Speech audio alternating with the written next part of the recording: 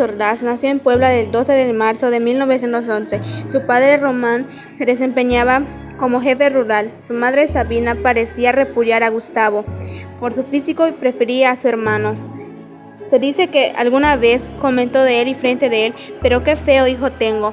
En algún momento Gustavo quiso matricularse en el colegio militar, pero la pobreza le impidió cubrir la cuota que se le exigía. En cambio ingresó en 1926 al Instituto de Ciencias y Artes de Oaxaca.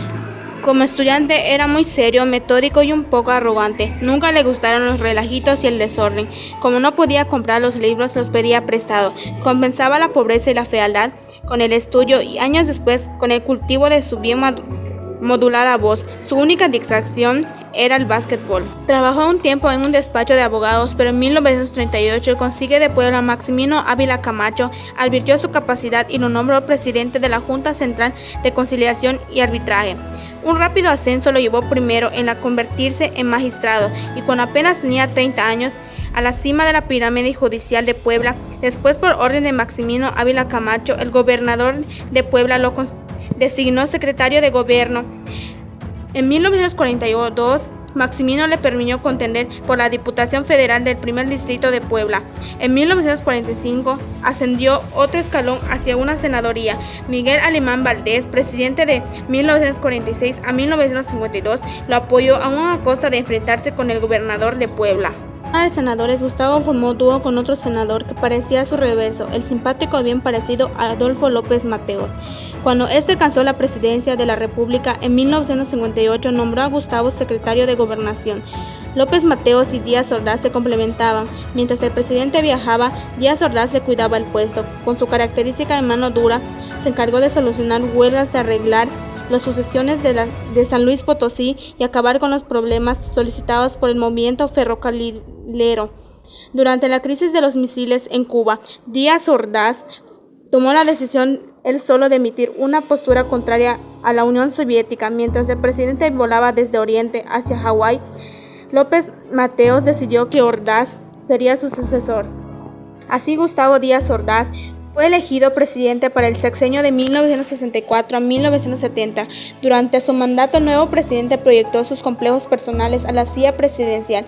Nadie ocuparía ese lugar con más angustia y soledad. El hombre más tenso y conservador, el que más gustaba del orden, el menos flexible, dirigiría al país.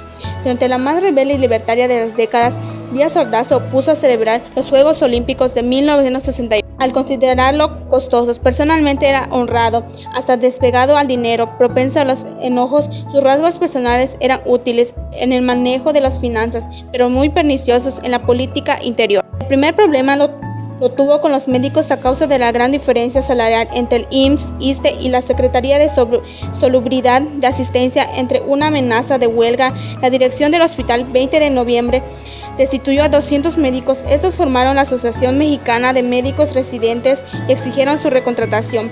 Pero Díaz Ordaz no era un hombre que aceptaba presiones. El problema se fue agudizando y finalmente el presidente desalojó con granaderos. Declarado anticomunista, veía infiltraciones de la KGB en cualquier movimiento contra su gobierno. Con la prensa mayormente subordinada, Díaz Ordaz no tuvo compasión. A mediados de 1996, el Diario de México publicó dos fotografías, uno que incluía al presidente y otro con dos monos. Por error, los pies de las fotos aparecían combinados. Bajo la imagen del presidente se leía: se enriquece el zoológico. Semanas después, el periódico fue cerrado. El 22 de julio de 1968, una gresca entre los estudiantes del Politécnico y los preparatorianos de la UNAM fue el origen de un conflicto mayor. Los protestos estudiantiles fueron reprimidos primero con los granaderos y finalmente con el ejército. El gobierno afirmó que el movimiento orquestado fue por el Partido Comunista.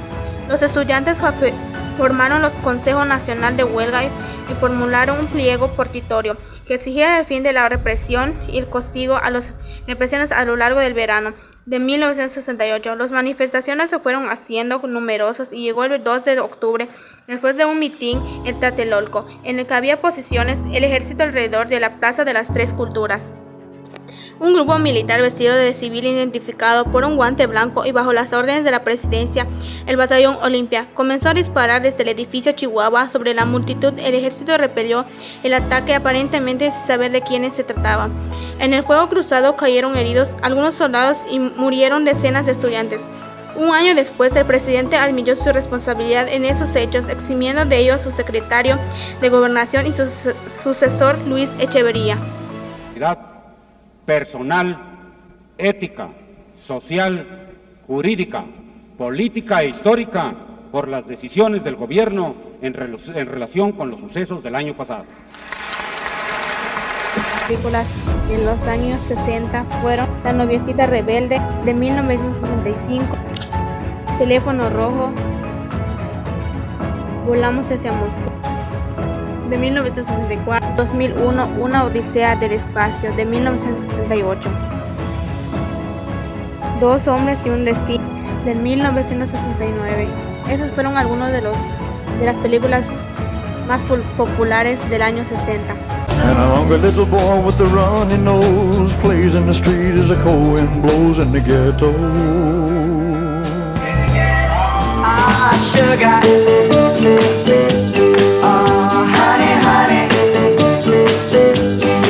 You are my king. Let it be, let it be, let it be, let it be. Whisper one.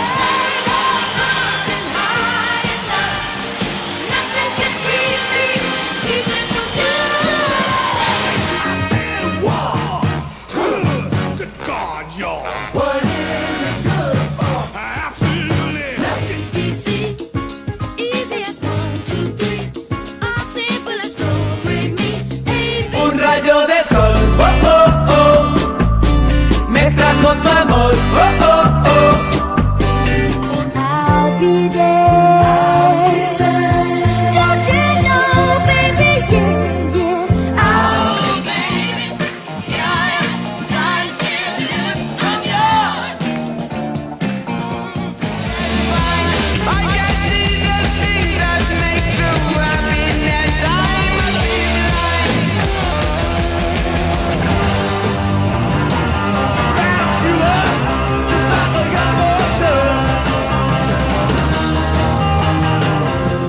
Riders of the storm,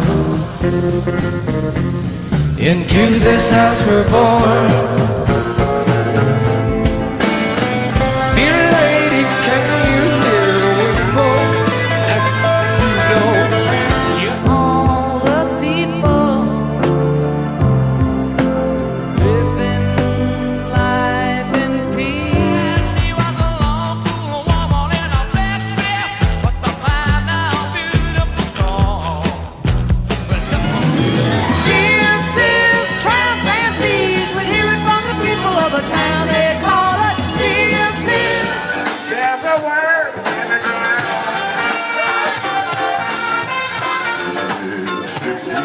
There is superstition.